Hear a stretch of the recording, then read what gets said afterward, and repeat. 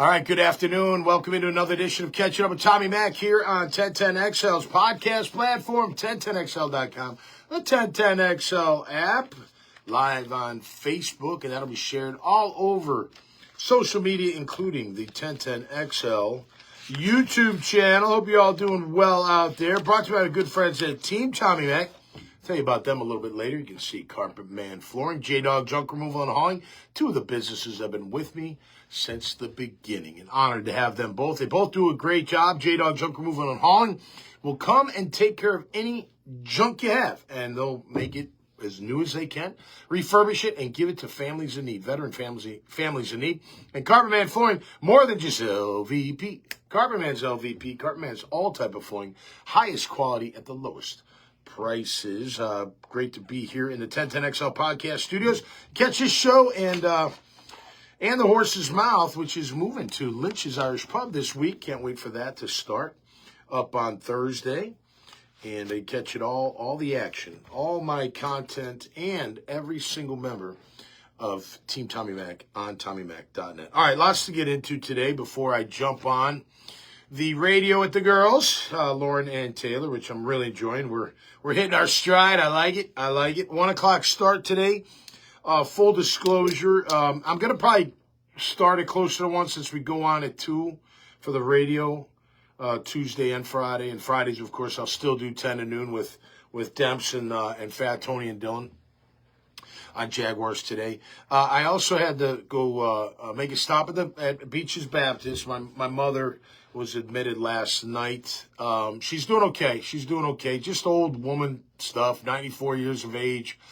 Forgets to stay hydrated, and then, man, it's amazing when you're dehydrated at that age and the cuckoo-ness of the brain. It's just fun. Not fun. It's weird. But we've been through it before, so I just kind of play along with it. You know what I mean? It was funny. I got to tell a quick story. So I'm at the hospital yesterday, and I'm with my brother was there and the nurse and me, and then they eventually left. Bob had to go, and the nurse left. So I helped my mother with some dinner, and she's just kind of, out of it. I can't tell if she knows I'm there, doesn't know I'm there, whatever. I mean, I think she knows somebody's there. I just don't know, whatever. So anyway, we get to the end, and I got to leave. It's time for me to go. And so I get down real close to her face, and I said, Ma, I got to leave. But I'll be back tomorrow. And she kind of looked at me funny, And I said, hey, do you know who I am? And she goes, Sebastian Giancarlo. What do you mean, do I know who you are? Of course I know who you are. I'm like, you're on the mend. You're feeling better. I'll see you tomorrow. I went to see her today. They had her on some medication. She's zonked out. She needs her rest. So a little prayer for my mom would be great. She's going to be fine, though. I think she's going to be fine. God bless her. 94 years of age, man. I know I talk about my dad a lot. I love my father, who passed away a long time ago, but equally love my mom. She's the best. My parents, my upbringing, I wouldn't trade it for the world, and I hope you can say the same out there, too. All right, let's get into it. Training camp starts tomorrow. I'm excited. Everybody's jacked up. Let me rewind. Thanks to everybody that came out to Pete's and watched the Dad Bods perform. Greatly appreciate it. Probably my most challenging from a heat standpoint. We were all dying. It was crazy, but thanks to all of you that braved the heat and came out and rocked the Dad Bods just a little bit on Sunday afternoon. Our next gig at Colhane's in Atlantic Beach on August the 8th, a Friday night. All right, camp starts tomorrow. I don't know what number camp this is. What is it, 2025? This is my 30th year of training camp. So as a player in 1995, and then I don't know if I made every camp since then, but for the past, I don't know, while I've made almost every camp. Try to go to all the practices. Starts tomorrow. Rookies have been here since Saturday. Practice open to the media and fans. And should be good. I mean, look, I'm looking. I just want to see the new attitude. That's what I want to see. I'm really looking for that, and I hope it does come to fruition. We'll talk a little Jags today. I got an interesting matchup, and then we'll also look around the National Football League. Weird stuff happening in Cincinnati. Owner Mike Brown comes out with a comment about Shamar Stewart. His first-round draft pick, Trey Hendrickson, also looks like he has left the city of Ohio. Now, I take him in a heartbeat. If you could figure out money, compensation, all that, which you know you can in today's day and age, you can. then I would want Trey Hendrickson on this team. I don't care who he pushes out of the way. He's one of the best in the league. He proves it year after year, at least the past few years, 2 years especially. I mean, think about this. We were raving about Carson Palmer. I can't believe I said that. We were raving about Joe Burrow yesterday as a Cincinnati quarterback who had a phenomenal year, 49 touchdowns, 6 picks, or 46-9. Their team sucked, but guess what? Their defense sucked too, and Trey Hendrickson still had another 17.5 sack season. I would want him here in a heartbeat if they can figure it out. Interesting news, I think interesting. You know, the O-Line Mastermind Summit was recently. Lane Johnson and company puts it on. Lane, of course, the stud right tackle for the Philadelphia Eagles. These things are great. You've seen the tight ends, now the O-Line. I think every position group should get together. It'd be kind of cool. Just to talk and practice and move around and that kind of stuff and tell some secrets. It was interesting, though. James Gladstone and Tony Baselli were at the O-Line Mastermind Summit. I guess Gladstone, well, Tony's an executive, too. They were two of the only executives. Like, I don't know. I'm not bagging on. I'm just like, what are you doing there? Like, are you scouting for talent? I tried to look up. Was Walker Little there? Was Anton Harrison there? I saw that Adoga was there. I didn't see the other two. I could be wrong. I just didn't see it. I don't know if they were there. But, man, I hope they all went. Maybe not all 10, but, you know, the starters. And that'd be concerning to me. Maybe that's what Gladstone and Baselli were trying to figure out. Were they going to go on their own? Whether they did or not, I don't know. I just found that very interesting. Tony doesn't need to learn shit about playing O-line. He's one of the best ever. So maybe Gladstone does, you know, maybe him and Tone together. I don't know. Everyone's like, oh, he's open to learning. Whatever. I mean, get your tackles ready. Get them ready to go. And hopefully you made the right call because we don't know yet. We don't know yet. We don't know if they're the right call. It's status quo again. Here we go again. This is like the third year in a row, you know, or maybe fourth if you consider when Juwan Taylor was here with Cam and Walker. It just seems like the same song and dance, but whatever. I want them to do well. I want Walker to have a great year. I want whoever's our right tackle to have a great year, Anton or Chuma. We need a solid offensive line to get this going, but I did find it interesting. Gladstone and Baselli go to the summit meeting. Not sure all the top starters went. And I think they should have. If the boss goes, you should probably consider going, no question about it. Eric Armstead and Mason Smith, I saw online, expected to start with D-Ham being the first off the bench. I sure hope that's the case. I saw that online today. I should have had so I could credit who it was. I didn't, though. But I saw that, and I was like, all right, good. Now we're getting somewhere. You know, now we're talking a little sense. Look, I got nothing against Devon Hamilton personally. I don't. And I know everyone, our fans, you're great, man. Let me ask you this. When we were playing, did you give us the same excuses all the time? Like when we didn't play well or didn't win a game, we always like, it's sad, it's not us. I don't know. I don't recall that. Maybe it's a different era. But nonetheless, at safety position, Wingard, Savage, or Caleb Ranshaw? Same article or same publication thought Wingard wouldn't be here. I'd be shocked unless Ranshaw can make the switch. He's going from corner to safety. A lot of it's going to be communication. And you know Dewey in the backfield, he's not going to mess around. He's not going to mess up. Now, he may not give you everything you want physically, but he's good enough. He's fast enough. He's tough enough. He'll hit you enough. He can cover good enough. Not if someone, was blitzing down the middle, I don't think, but nonetheless, I think Wingard's going to give them a run for their money. And maybe Darnell Savage turns it around. He wasn't impressive last year. There were a couple games, maybe a handful of games that he was pretty active out there, making plays. You heard his name. He was making plays. But then there were other games. You didn't hear him at all. Or the only time you heard it when he was getting beat on a play. So that's going to be, look, the one thing he's got going for him, Darnell Savage, is Campanelle's from Green Bay. Savage is from Green Bay. Savage came on in the postseason. That's why we grabbed him. De'Ami Brown came on in the postseason last year. That's why we grabbed him. I'm looking forward to seeing what he can do. No question about that. But I like seeing Mason Smith as my starter. That kid, I'm telling you, that young man can be an absolute beast if he wants to. All comes down to the want to. No question about it. It's funny. I saw the bus made a comment about winning championships. He's like, it's championship style football. 6 a.m. workouts. Late night film sessions, and something else, taking care of yourself or whatever. And I was like, yeah, that's right, man. You got to watch that film. Film don't lie. There's no question about that. But nonetheless, we will check it out. Phillip Rivers officially retires after a 17-year career as a Charger, 15 years as a starter. So let me throw this at you, because we were talking on helmets and heels yesterday. How do you rank? What are the stats you rank the QB most with? Are wins top? And I know it's a team game. I get that. But look, I'm sorry. Franchise quarterbacks stand above all that. They just make it happen. They make everybody around them better. Period. They do. Phillip Rivers had plenty of the supporting cast. I mean, LaDainian Thomas, one of the best.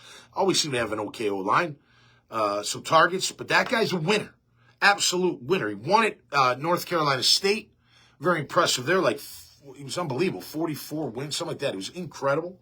He's won 137 in the NFL. Games, that is. Number 2 in QBs without a Super Bowl. Number 10 all time. Passing yards, 63,440. I mean, yards, I don't know, divide that by 15 as a starter. What's that? 4,000 a year. Yeah, 4,000 still, look, it's like 237 a game. I don't know, is that I don't know. Yards to me are just so subjective, because when did they come? They come in at the end of the game when everyone's playing prevent and you're going to pitch and catch. You know what I mean? I don't know. The yards to me are way overrated. I don't think wins are overrated. I think wins matter as a QB, and I think they should. Let's see. The yards. He's behind Breeze, Brady, Peyton, Favre, and Big Ben. Touchdowns thrown, 421. That's 6 all-time for Phillip Rivers. Played in the AFC Championship game in 2007 with a torn ACL.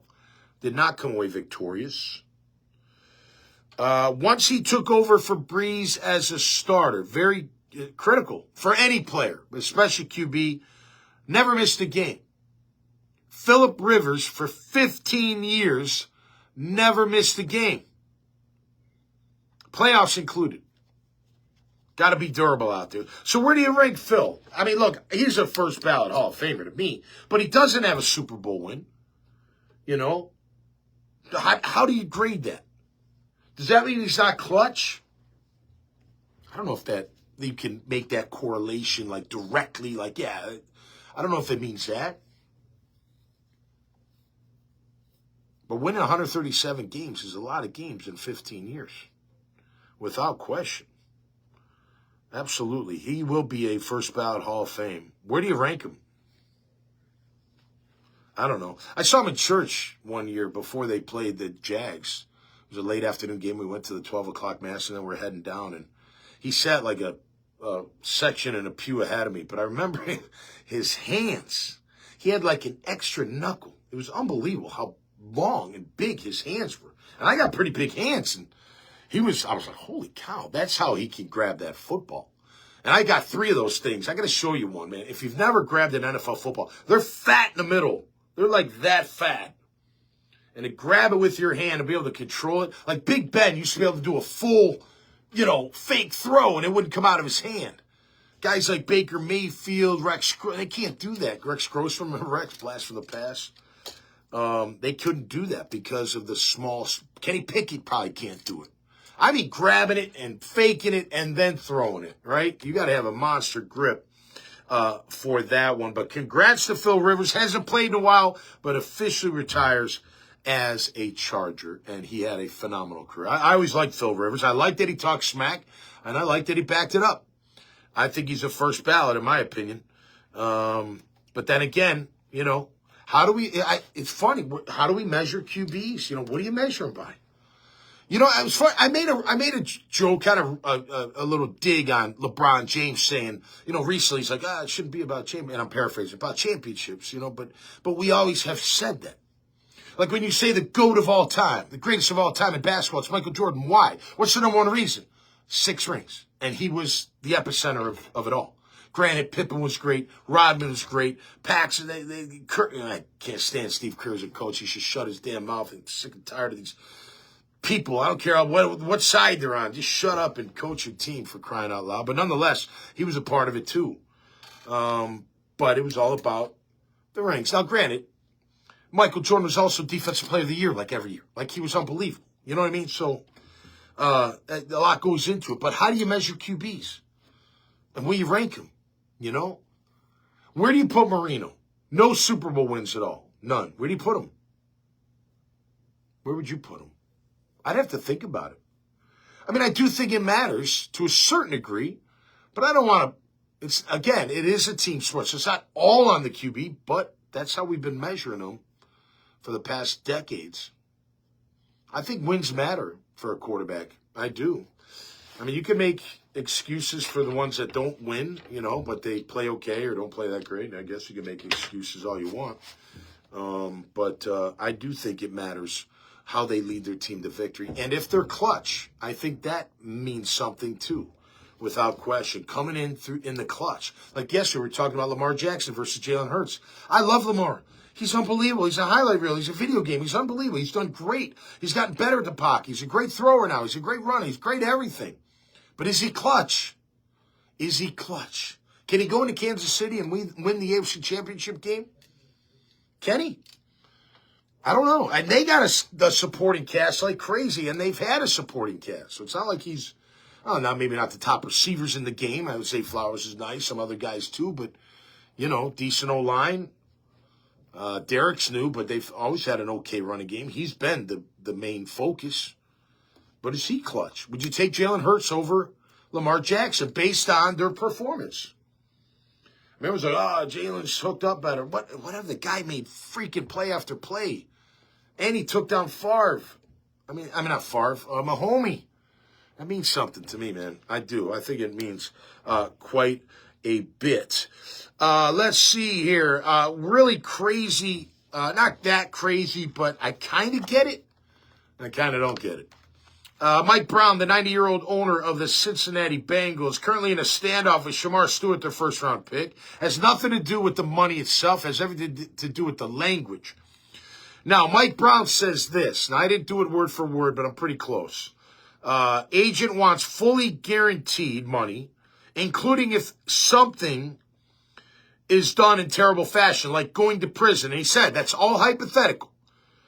Then team would be on the hook for future guarantees. He says, we're not doing that. So I agree with the owner in that regard. Now, I don't know the language in every single contract today.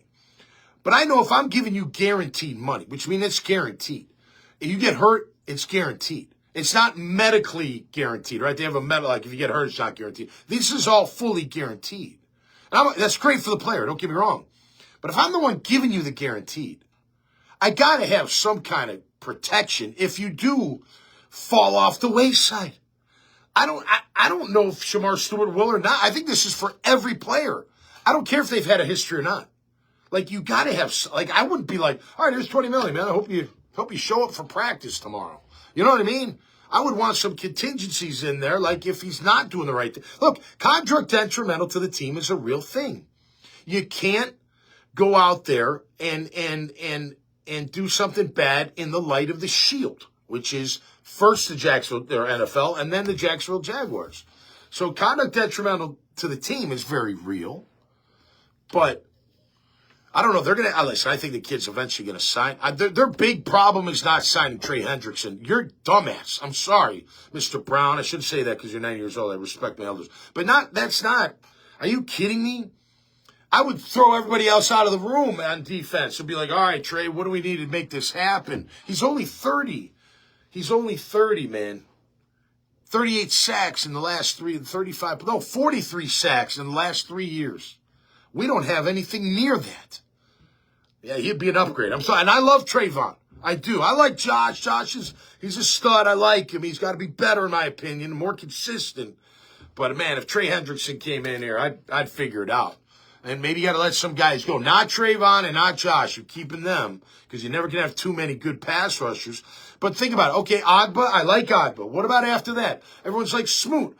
Maybe Smoot. I hope for his sake. I've always liked Dwayne Smoot. I always have. He's a tough player, tough hombre, plays the game the right way. But you don't know what you're going to get out of him this year. And if Trey Hendrickson comes to town, he trumps a lot of those guys, man. He does. He's that kind of player. So we'll see if they can figure it out. Packers extend right tackle Jaguar Tom, 4 years, $88 million, with a $30 million signing bonus, which is, I'm told or read, highest in NFL history. Good for him. He's a good player. Right tackle's getting $30 million. It's unbelievable. Well, you knew when the league, the franchise tags were the same number, left tackle, right tackle. Doesn't matter. It used to be a big discrepancy. Left tackle was way up here, and right tackle was down here as far as the tag numbers. You know, the value. Now they're equal. So you can see these right tackles. I tell you what, at least for Walker Little's extension is peanuts compared to some of these extensions. So that, I shouldn't say that's a good thing, because but owners have a ton of money. So if they miss on him, that's too bad. You relied on too many people. You relied on Trent Baalke, right? I would have never extended Walker Little. You crazy? No.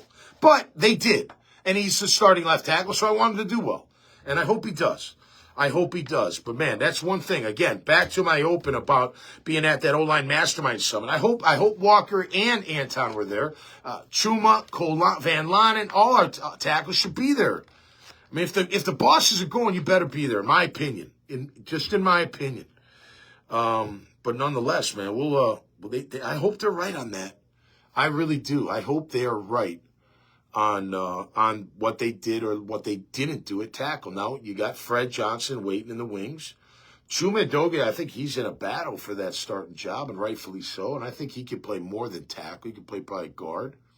Cole Van Lanen, they like him. They gave him that, the tag, the highest tag they could give him based on how many years he was in. And I liked him. He played well last year. I think he could play guard, too. But that O-line, man, I hope it gets worked out. Malcolm Jamal Warner. Man, what a sad story. Passes away at the age. Listen, I'm going to turn 55 next week. Double nickel. And I keep myself in good health. I try. It's not like I'm perfect, but man, guys just passing away. Now, that was tragic. He went out. He was in Costa Rica and got caught in the tide out in the ocean. And by the time they pulled him up, he was gone. And was his wife and kid? Oh, man. And I know he was a big part of a lot of our lives. Now, listen, I loved him on the Cosby Show. I didn't know he was such a great jazz musician, like a really, really good jazz musician. But God bless you, my man, and your family. And rest in peace, Malcolm Jamal Warner. Dead at the age of 54. Just so young. So young. All right, let's finish with a Jaguar question. So I put out there on Twitter this morning, there's a poll. So if Travis Hunter had to cover Brian Thomas Jr. for the game, who would win that battle? A resounding vote went to Brian Thomas, which I'm happy. I mean, I'm not happy or happy. I'm whatever. I get it. I think he's phenomenal. But here's the thing again with Travis playing corner. Now, granted, I got to see him play corner. I do. Before I really, I know what he can do on offense. I already can see it. I can see it. He's going to bring a lot of explosiveness to this offense, and that's great. And to be honest with you, and I know I'm in the minority here because they traded up to get him and said all this stuff. He's the best corner, he's the best this, he's the best wide receiver. And then if he doesn't play corner, you'll be like, well, what the hell? I wouldn't be. I'd be like, look, man, if he's scoring touchdowns and helping this offense, helping Trevor really lead this offense, then I'm all for the offense. And if he can't, Brian Thomas Jr., like, nah, he can't handle deep line speed. I'm like, how can he not handle deep line speed? He's one of the fastest out there. Now all of a sudden he can't run deep. He runs deep on offense. Travis Hunter does. He's not a lockdown corner, he's not Revis Island. He's more, what do they call him? Honey Badger. Honey Badger's a safety, but whatever. More zone, read and react. A lot harder in the NFL to read and react than fucking Big 12. I mean, way harder. So, I want to see how they use him. I would love that he could lock down number 2 and be done, but he's not that kind of player, I guess. But again, help us score points. That's it. I think Travis Hunter is going to be a phenomenal offensive weapon for this offense. And needs to be. But Brian Thomas is still my alpha dog. He's number 1. You know, I look at Travis Hunter as a compliment to him, not overtaking him. He's the guy. He's the X all day long. And I saw the video of Travis, Brian Thomas Jr., and two Travises, right? Etienne Jr. and Hunter, and then Trevor throwing the ball. Looks good. But we've seen these videos before with Trevor and his receivers. We have. I mean, they've looked good. He always looks good on air. The passing offense for the Jaguars looks great when nobody else is on the field. Phenomenal. They complete every pass. But that's not the reality. And unless you're in shotgun all the time, you're not going to have time to go deep if your O-line can't keep that pressure off the quarterback. It's going to be a problem. So that's going to be key, right? That's going to be key, that O-line. I think it's probably the biggest key of the whole group, the whole team right now. You know, between Brian Thomas Jr. and Travis Hunter, I don't know that answer because I've never really seen Travis Hunter play corner. I've only seen highlights. And he can jump routes in the Big 12 in college football, but so what? That doesn't mean shit to me anymore. I mean, it did, I guess, when he was playing, but whatever. Let's see it now. And I hope he can. I hope he's everything we drafted him to be. But again, I just want him to be really good on offense. And if they get anything out of him on defense, then it's gravy for me. That's the way I look at it. I don't look at it any other way, per se. You know, I think what this team really needs. And again, I go back to you got to have pressure with coverage, especially if you're playing zone. And if you're not playing press, you're playing off zone. We saw what that looked like last year. It was terrible. They were terrible against the pass. They had no consistent pressure, and then they started playing off zone. And I remember Darby playing off zone. He'd get worked every time. You're like, I thought he's your press guy. Why are you taking him off the ball? I don't know. Weird defense last year, no doubt about it. But Anthony Campanelli will have, you know, his way, his mold, and I'm looking forward to seeing what he brings to the table for this defense. You got to mix it up in the NFL. You got to keep them guessing. Unless you get really good at one thing, and that's all you need to do, but that's very rarely the case. You got to keep those guys guessing. Check out Team Tommy Mac at TommyMac.net. I've already mentioned Carpet Man Flooring. Chris Rocero's bail bonds gets you out of the clink in a blink. 904-822-2244. Morgan & Morgan, Pound Law. That's all. Pretty simple. You get hurt, go to the largest personal injury firm in the world. I mentioned J-Dog. Junk removal and hauling. Yep, you're going to hear my my little hot take today. I'll give you a little hint. It's going to be centered around the Cavender twins. The hell is this world coming to? Unbelievable. We'll talk about that. That's brought to you by J-Dog Azar, or J-Dog Junk Removal and Hauling. Azar Sausage, 4th generation, homegrown down home. Get at your local Winn-Dixie's, whether in your dish or your favorite dish or bun. Azar Sausage is the one. But mentioning Code Ninjas, they've got 5 great locations now. Get your kids in the after-school program, CodeNinjas.com. Coconut Joe's just came off a great showing at the Illinois Hot Sauce Expo in Peoria, Illinois. They kicked ass, and you can get their tasty hot sauces by going to FamilyTraditionsSpecialtyFoods.com. Also, go on my Facebook page, on my page, and you'll see the QR code. You got to scroll down a little bit. Just hit that QR code to take you right to where you can purchase Coconut Joe's hot sauces, and make sure you put in Pound Team Tommy Mac in the discount code bar and get a BOGO free. Newark Phoenix Realty Group, they're number one commercial real estate firm in the land. I've known them for decades. Personal friends of mine, but also great at what they do. They do what they say. They do it with integrity, and they handle all aspects of commercial real estate. Freedom Finance, that's your fractional CFO, Courtney Myers. Here's a number for you, 904-752-0097. Courtney's been doing it for a while. He's fantastic. Sent people his way. He's great. You need help with your bookkeeping, forecasting, fundraising, anything financial, he can help you with it. Again, 904-752-0097. And then, of course, Salt Air Inn and Suites. Visit saltair.com. I tell you, another happy customer just left there about a week ago, was there for the weekend. Absolutely loved it. Little pool in the courtyard, outside, of course. 4 blocks from the ocean, 2 blocks from all the action. So what say you, people? What say you? If Brian Thomas Jr. and Travis Hunter had the matchup, who's going to win the matchup? Who do you want to win the matchup? So when people say, like, oh, no, Brian Thomas will kill him, really? I thought Travis Hunter's this corner.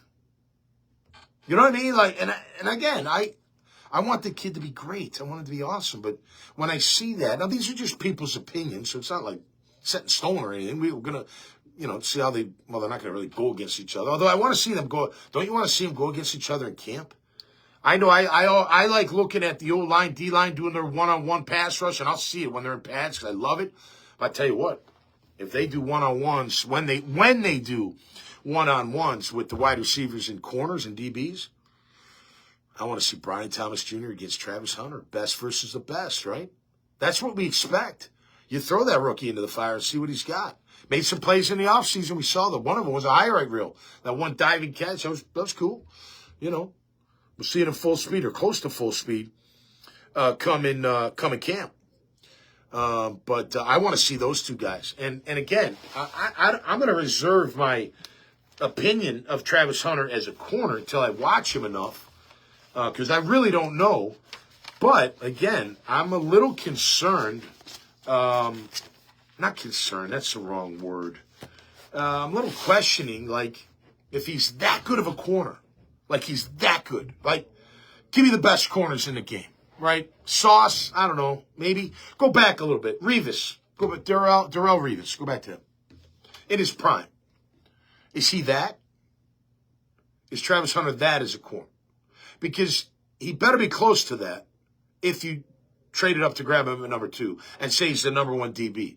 So now, if I ask James Gladstone or the coaches or Baselli, like, hey, who would win the one-on-one matchup, they may say, it'd be a tie. Well, I don't know what they say privately, but publicly, like, it'd be a tie. It'd be both about the same. But I tell you what, if the answer was ever, no, Brian Thomas would kill him, I don't know. What are you going to do on defense when they go at Travis Hunter? And maybe he's good enough. I hope he is, man. You guys have him like he's, I don't know. I watch him out there. He's not faster than everybody. He's not bigger than everybody. He's not quicker than everybody. I think he's got a lot of better shape than most people in the open field, make him miss. Great hands.